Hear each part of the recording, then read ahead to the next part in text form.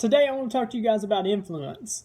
And in the next upcoming weeks, I'm going to be doing another leadership training on how to become a person of influence. Now, a few days ago, I was sharing with my friend that I was planning on doing this leadership training on how to become a person of influence. And as I told him, I could tell by the look on his face that he didn't really like that title. But here's the deal: influence is leadership, and leadership is influence, nothing more and nothing less.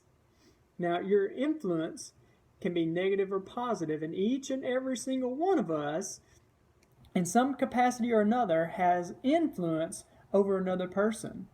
And you think about it, a business owner has influence over his teammates that are helping him provide products and services. A pastor has influence over his congregation to go out and make disciples. A wife may even have influence over her husband on what's for supper. And a parent has influence over the child.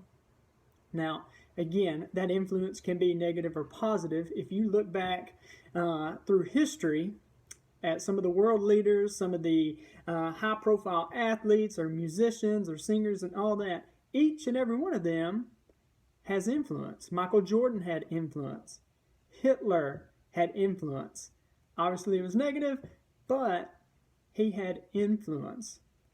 The key difference between positive and negative is the person that has positive influence on another person is they are adding value to that other person.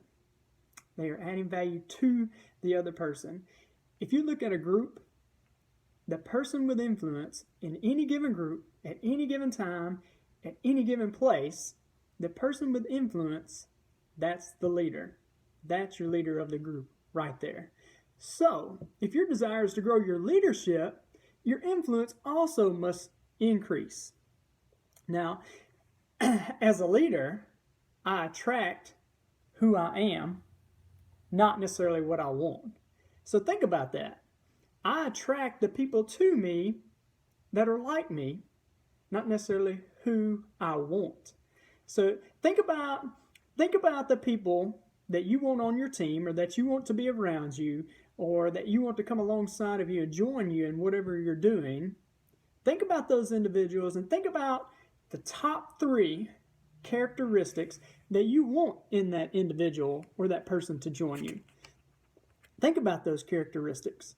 And it doesn't really matter what those characteristics are, but think about those top 3.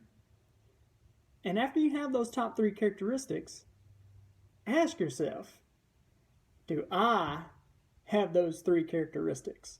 Because again, we attract to us the people who are like us, not necessarily who we want. So are you looking for someone who is a self-starter and that is self-motivated? Are you a self-starter or self-motivated? Do you want someone who is a team player and that works well with others? Am I a good team player and do I work well with others? You know, it's kind of hard.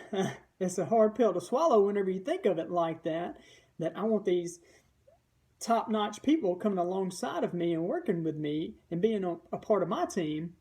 But again, I attract who I am. So influence, and the people that you influence, when you ask the question, who are the people that I influence, it's almost like looking in the mirror. It's looking at yourself. So I've got 10 questions here, and each question has a pairing. And I want you to really think about this as I go through this. Which of these two, of the 2 pairing, do you influence? All right? So, first one. Do you influence leaders or followers? Do you influence people that are thinkers or people that actually do things? Do you influence doers? What about people with big picture thinking or small picture thinking? What about self-centered people, or do you influence people that are others-centered? The people you influence, are they positive or are they negative people? Are they insecure or are they secure? Are they successful or unsuccessful? Do you influence people that are casual about life or that are very passionate about life? Do you influence givers or do you influence takers?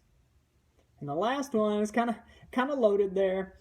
Do you influence eagles or do you influence turkeys?